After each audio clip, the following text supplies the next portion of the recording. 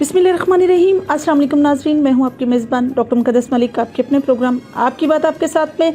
नाज़रीन, आज हमारे साथ जो शख्सियत मौजूद हैं, हम उनके साथ लाहौर में उनके घर पर मौजूद हैं। मुज़म्मल सहरवर्दी साहब, मैं समझती हूँ कि सहाफ़त में एक बहुत बड़ा नाम, जिन्होंने सहाफ़ती कैरियर का आगाज़ 92 से किया और आज तक स्टिल वो एक अच्छे सहाफ़ी होने के साथ साथ एक अच्छे तज्ज़ियाकार भी हैं। आइए आपकी मुलाकात उनसे करवाते हैं। और एक स्पेशल बात जो है वो ये भी है कि APNA के वो रुवे रवां भी हैं और मरकज़ी जनरल सेक्रेटरी भी हैं। APNA आप जानते हैं कि एक ऐसी ऑर्गेनाइजेशन है जो सहाफ़ियों के हकूक़ की अलमबरदार है।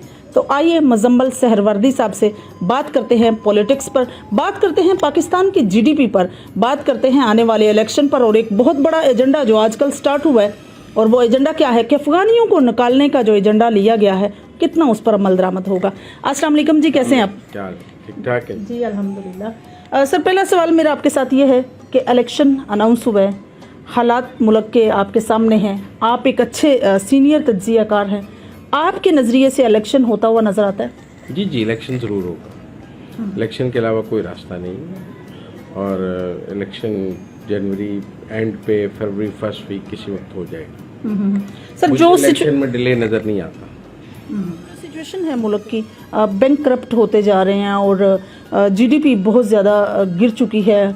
अगर अशिया खुर्दनोश की बात करें तो दिन ब दिन, डे बाय डे, मैं समझती हूँ उनकी इंक्रीज़ हो जाना उनकी कीमतों में। आप इसको किस एंगल से देखते हैं? हमारा मुल्क कौन सी नेज पर खड़ा है? देखिए जी, हालात ख़राब ज़रूर हैं, माली तौर पे पाकिस्तान मुश्किल में है और कर्ज़ों का बोझ भी है, लेकिन कुछ शहर के लोग भी जालिम हैं, कुछ हमें भी मरने का शौक़ भी है। जिस मुल्क 25 करोड़ की आबादी में अगर 20 लाख लोग टैक्स देते होंगे तो मुल्क तो नहीं 20 लाख लोग 25 करोड़ लोगों को नहीं चला सकते।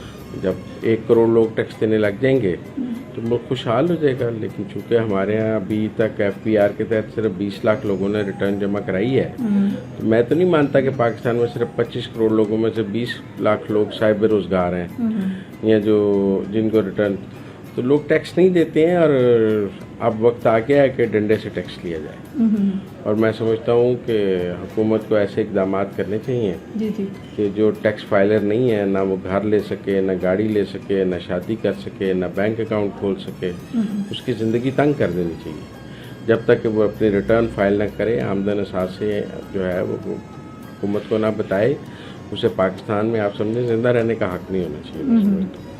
तो ये सख्ती करनी पड़ेगी, इसके अलावा रास्ता नहीं है। सही सर, जिस तरह से मुल्की हालात है, अगेन मैं वही बात डिस्कस करूंगी कि इलेक्शन की अगर बात की जाए तो पाकिस्तान तहरीक इंसाफ के जो चेयरमैन हैं वो जेल में हैं और कुछ पार्टीज़ जो हैं वो नई हैं, जैसे कि आप जानते हैं कि इस्तेहकाम पाकिस्तान के नाम से उन्होंने बैट की डिमांड भी की है।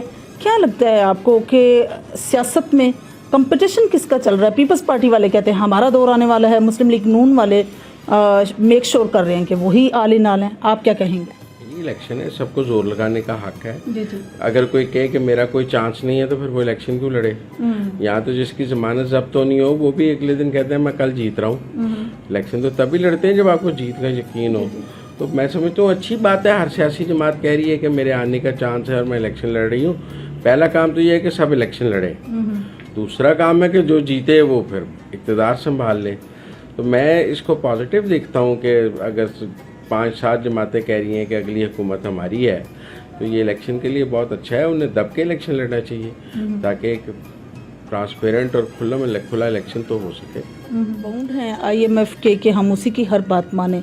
बिजली के बिलों में इजाफा हो तो हमें उसी की बात माननी है, पेट्रोल की कीमतों में इजाफा हो तो हमें उसी को फॉलो करना है। अपने मुल्क की इवन की छोटी सी छोटी चीज़ के लिए जिसमें हम खुद कफील हैं उसमें भी हमें उसी की राय लेनी पड़ती है। भाई के कायद और साबिक वज़ीर-ए-आज़म पाकिस्तान मोहम्मद नवाज शरीफ लेते हैं, आप लेकर भरपूर वो कोई आपकी मिन्नत लगा करने आते हैं कि हमसे कर्ज जरूर ले लें। आप कर्ज ना देखें, जब आप किसी से कर्ज लेते हैं तो वो पूछता है भाई वापस कैसे करो।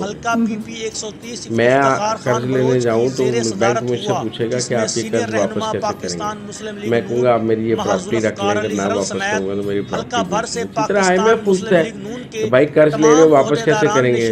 आप कहते हैं हम बिजली का बिल बढ़ा के मैं वापस कर देंगे, हम पेट्रोल महंगा करके वापस कर देंगे, हम घी महंगा करके वापस कर देंगे, तो जो आपने वादा करना है उन्होंने वापसी के लिए कहना है ना कि भाई आपने वादा किया था इसको काम ना करें।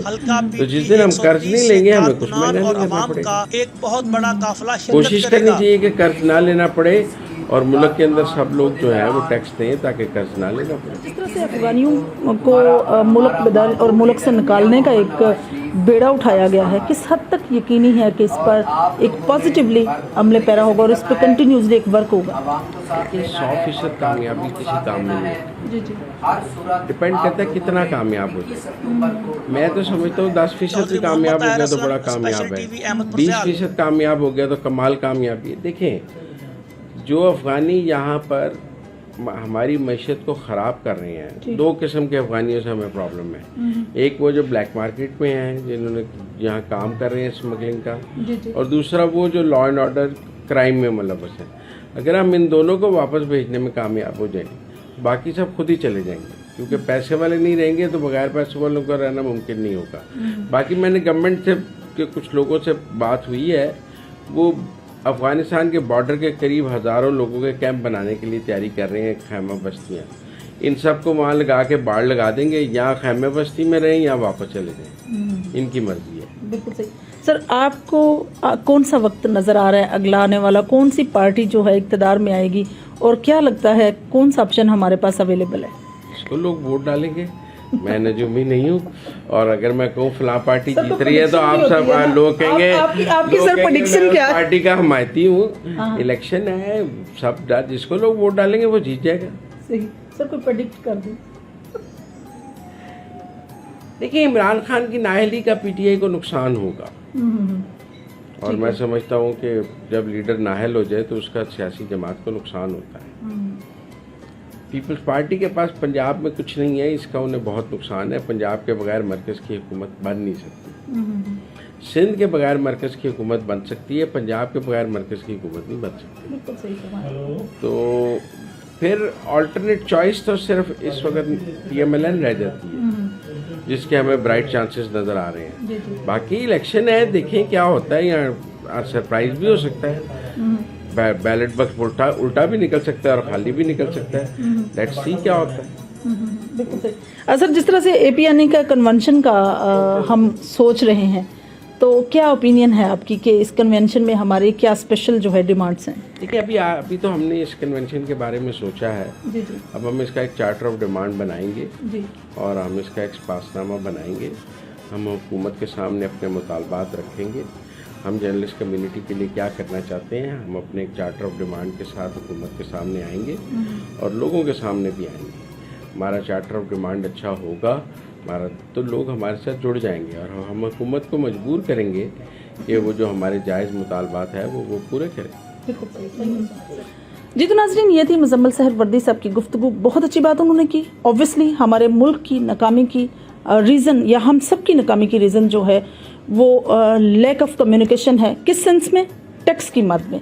हम जितने भी कामयाब ममालिक को हम एग्जाम्पल के तौर पर दिखाते हैं, यूज़ करते हैं या लोगों को कहते हैं, ऑब्वियसली उनकी सबसे बड़ी जो बात है वो टैक्स कलेक्शन है, जो हमारे पास नहीं है। सर, बहुत शुक्रिया आपके टाइम देने का, और बहुत अच्छी बात आपने की। और मेरी तमाम पाकिस्तानियों से गुजारिश है जो लोग बिजनेस कर रहे हैं, अकॉर्डिंग टू दैट वो प्लीज़ टैक्स कलेक्शन करें ताकि हम IMF से बच सकें। इंशाल्लाह मेरी और आपकी मुलाकात होगी फिर किसी नए प्रोग्राम में।